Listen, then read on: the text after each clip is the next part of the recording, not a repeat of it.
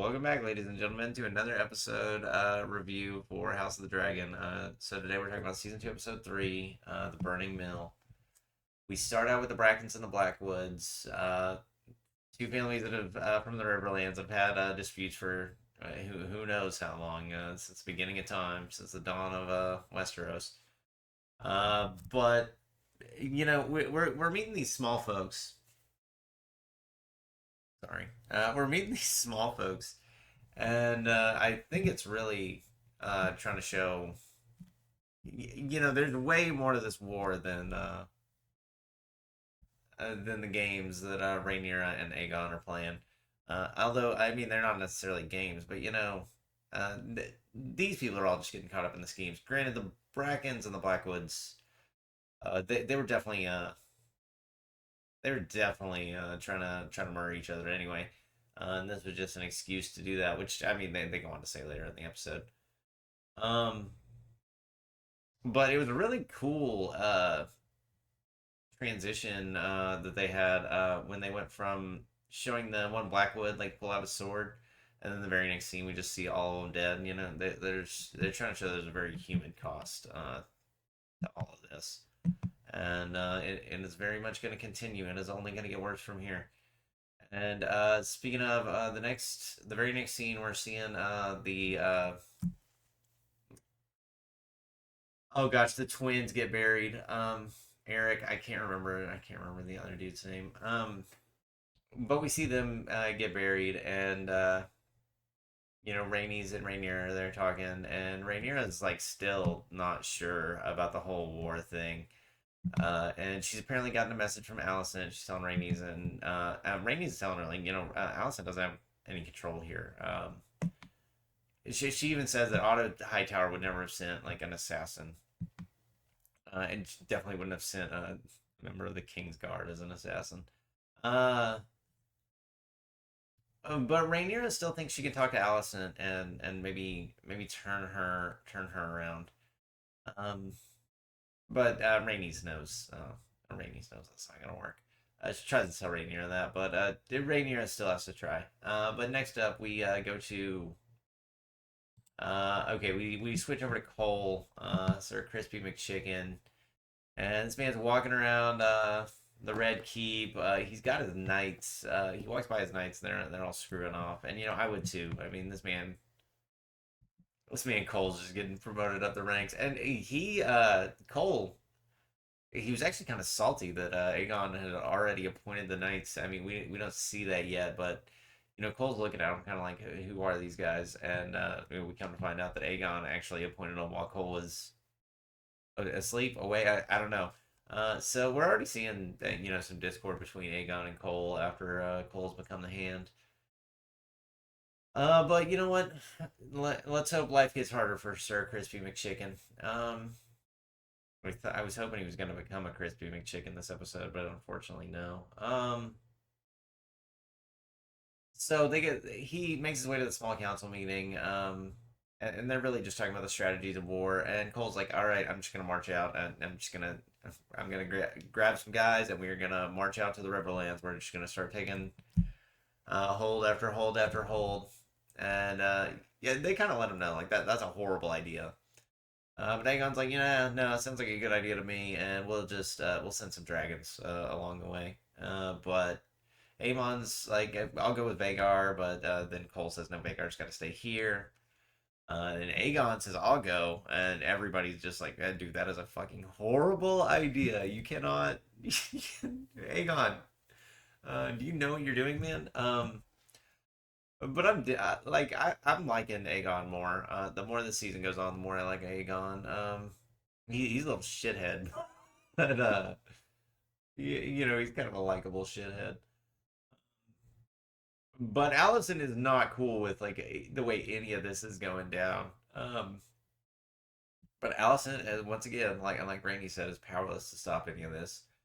The next scene we get is Mysaria talking to Rhaenyra, and Rhaenyra is basically promoting Mysaria to Master of Whispers, and we kind of get a mirror there because later on in the episode, Aegon promotes Laris Strong to Master of Whispers, and we actually we're gonna get some more stuff with the Strongs as well.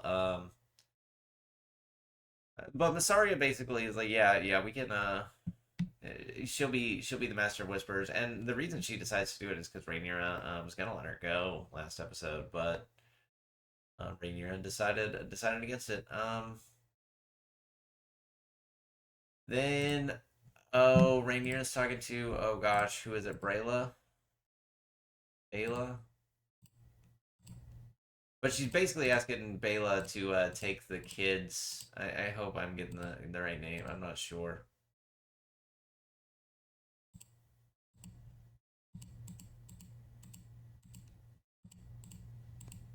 But either way, she's telling her to take all the kids to go to the Eyrie and remind the Eyrie that they need to send their troops. Let's hope that the Eyrie is not being led by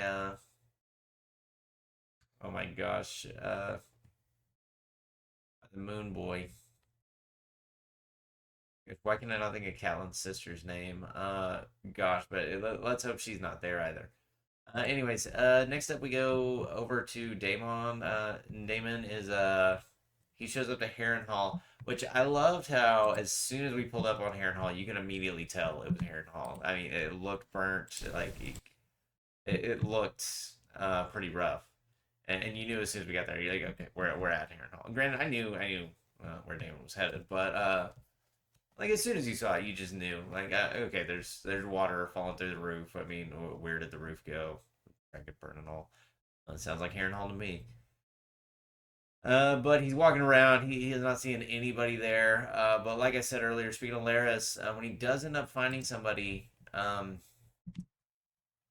it's apparently Laris's family, and Damon's real worried about them being loyal to Laris and King Aegon. But I can't remember the dude's name, but the Castellan, the main guy there, the Castellan was like, we don't have any love for Laris. He basically burned Harwin Strong and the other Lord Strong alive in this castle. And there's a couple funny moments here where the Castellan calls Daemon Prince, which I don't know. Are they supposed to be referring to Daemon as Your Grace? I don't think they are. But Daemon is playing with it here because they don't know. I mean, they're not. They haven't been talking to Rhaenyra. And they don't know how close they are together. Um, and actually, Daemon is not on good terms with Rhaenyra right now. They did not end. That last conversation did not end well. So he is definitely just playing this one close to the chest. These guys don't know any better, and they definitely he gets called David Your Grace pretty quick. Next we go over to Crispy McChicken again, and we actually meet a new Hightower. This is Allison's brother. He seems like a little. I don't like this guy upon first meeting him either. I mean, he's being a jerk to Crispy McChicken, so I can kind of get down with that, but to be honest, he just seems very unlikable. Kind of like Theon season one. I mean, this dude is Theon season one 2.0. It's like, dude, you are very unlikable for no reason at all. But if that's the goal of the character, he's doing a great job at that. I'm not really sure what this man's deal is. I don't really remember him from the book too much, so we'll kind of see where he goes throughout the story.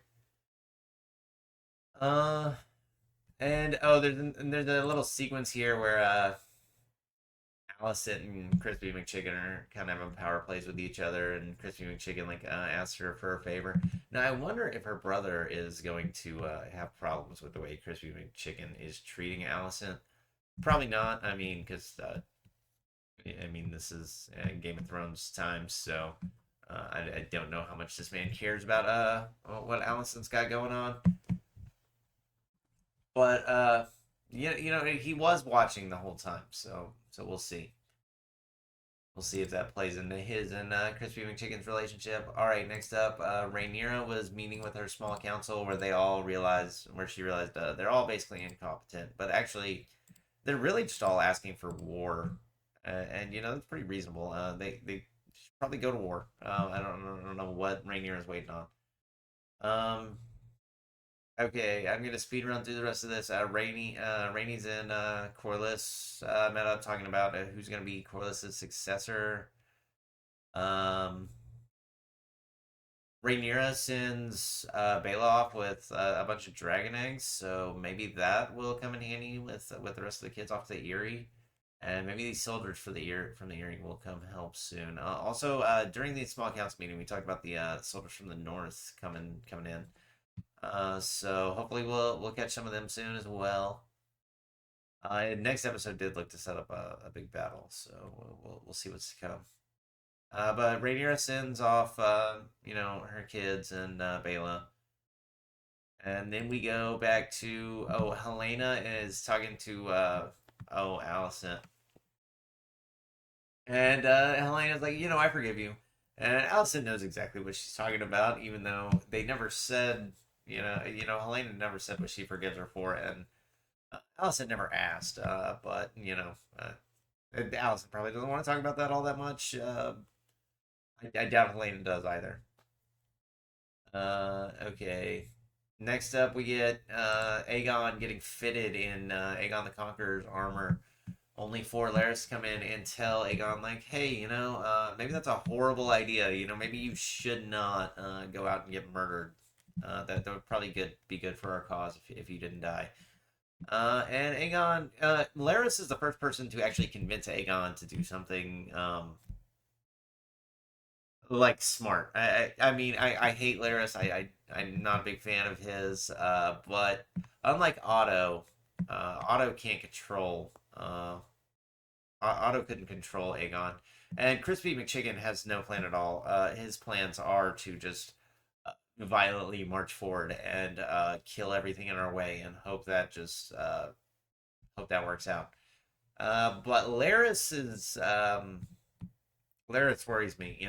That this man will do whatever it takes to secure a victory here. So it is worrying, and Aegon comes around to him, and this is probably not good because this is the first person we're really seeing get some influence on Aegon. Well, also there's another scene, and this is the same scene.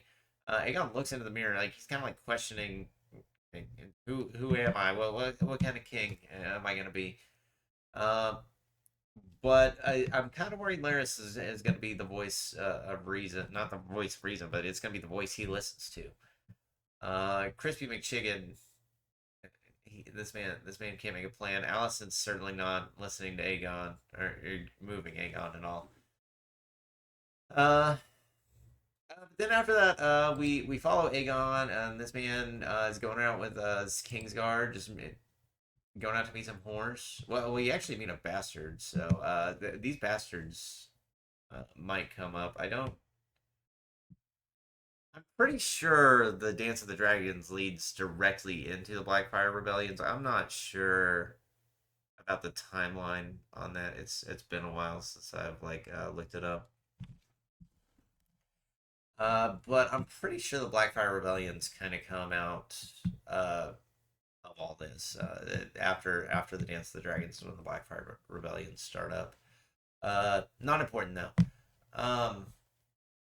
But we do have all these bastards running around, and that's important to keep note of. But this bastard's talking about being related to the queen, and we see Aegon walk in, and he's got all his buddies, and the bastard shuts up right away about being related to Targaryens as soon as Aegon walks in. And fair enough, you wouldn't want him to know that. You might get murdered for that information. And then Aegon is walking around through like some four houses, and oh my gosh, he actually ends up taking him to this whore that he knows Aemon likes, and Aemon is still sitting there. And Aegon starts making fun of him. And then we get some full frontal of Aemon. Unfortunately, I don't know why we needed that, but The showrunners are contractually obligated to include one sex scene per episode, so that qualified for them. Um, but Eamon's pretty humiliated by the whole deal, and I'm not gonna lie, I kind of like Aegon, but this dude is a ginormous tool. This dude is just the worst. I mean, sitting there making fun of his brother, but he did find his brother in a whorehouse, so he's probably gonna get made fun of. Anyways, let's move on from that. So next up, we see Rhaenyra reading the message from Alicent that she got sent, and then we go over to Crispy McChicken. Crispy McChicken almost gets killed by oh gosh, I don't know the other sister's name, but she's riding on the dragon, and she spots them, but they get in under the trees before they have time to make it there. But the Hightower dude was looking for an inn to stay at, and Crispy McChicken's like, "Nah, dude, that's a horrible idea. We need to get back with the rest of the squad." And after the close call with the dragon, suddenly the Hightower is very interested in listening to Crispy McChicken.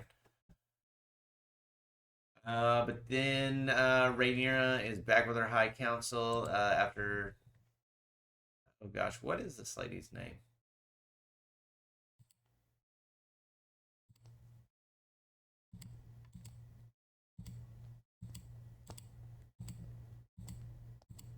Oh my gosh, I can't remember. But she goes back to report to Rhaenyra that she saw Crispy McChicken, and some other guys out and about. And then everybody starts telling Rhaenyra it's time for war. And I don't know how Rhaenyra is not also convinced that it's time for war, but she's still like, no, no, I got to talk to Alicent. Like, yeah, you guys have no idea what you're talking about. And I mean, her small council is doing a terrible job, but she does need to do something. And talking to Alicent is not going to help anything. And I don't know why she thinks it will. Next up, we get a weird dream scene for Damon, and actually, it turns out he's sitting in front of a werewood, and we actually see Rhaenyra as a teenager again, and she's like sewing the dead Targaryen's head back on. Um, and young Rhaenyra is basically telling Damon like, I have to pick up all your messes. Um, And then Damon kind of snaps back to reality in front of the werewood tree, sees some lady, and the lady tells him, you're going to die here. Spoilers for the rest of the season, lady. But maybe it's here's a misdirect. But next up, we see Rhaenyra and Mysaria talking about how she can talk to Alicent. Mysaria is like, it would be easier to murder Alicent than to get you a conversation with her. But Rhaenyra's like, no, I've got the power of the plot on my side, so just tell me how to get there. We'll go make it happen. And Rhaenyra manages to boat over to King's Landing and dresses up as a septa, and then goes and has a conversation with Alicent while she's praying, and she also pulls out a knife. Kind of like a little reverse of what happened last season when Alicent pulled out a knife on her. Um, But Allison's just like, I mean, why are you here, Rainier? Like, there's nothing that you can change now. There's nothing I can change now. I'm not the boss anymore. And the one thing, okay, I guess here's the two things that we did get out of the scene. And the only reason I got one of the meanings out of the scene was because I watched the end of the credits, that like after the episode thing. So when the main thing that we got is Rhaenyra learns that Alicent got told the prophecy of oh gosh, the song of Ice and Fire, the prince who was promised. And she I don't think that really matters all that much because I mean, I'm pretty sure Viserys is talking about like Aegon, like Jon Snow is the prince that was promised.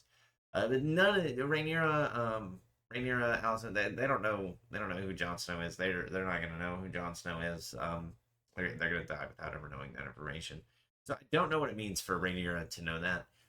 But the main thing we really got out of this scene for Rhaenyra, we didn't get anything out of it for anybody else. I mean, I think we all knew what was going on. But for Rhaenyra, she apparently learned now that no, talking to Allison is not going to be enough to stop this war. There's no coming back at this point.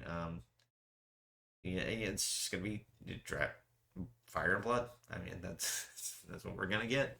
A dance of dragons, and so now there's no more denying it for Rhaenyra, and I think we're all in. This seemed like the last build-up episode to me. After this, we're probably moving in. I watched the preview for the next episode. I mean, it's looking like it's gonna go crazy next episode, and we're gonna get like an actual battle. So, um, I think the Dance of the Dragons is starting. I'm pretty excited. This was a pretty slow episode, and to be honest, I don't know why we didn't get much out of this episode. I mean, really, not a lot happened. Rhaenyra like solidified that she is going to war with the Greens, but and she should have already done that. I mean, come on, there's nothing we were gonna do at this point that was gonna fix anything. So I don't know that it was that we needed a whole episode of her going and talking to Allison. Also, her going to talk to Allison was so that whole sequence. I don't remember if that happens in Fire and Blood. If it does, I guess then you can only say they're keeping it from the source material. But if they just made that up, that was like such a dumb thing to go do. It was. I mean, even if it's in Fire and Blood, it's still pretty dumb of Rhaenyra. I mean, it's awful from a strategy point of view. I mean, from a like a character point of view, okay, I guess I get it. But from a strategy point of view as the queen, like if Allison just said, "Hey, here's Rhaenyra," Allison could have took the dive, taken the L, got murdered, and boom, Civil War over. We got, ladies and gentlemen, we got Rhaenyra.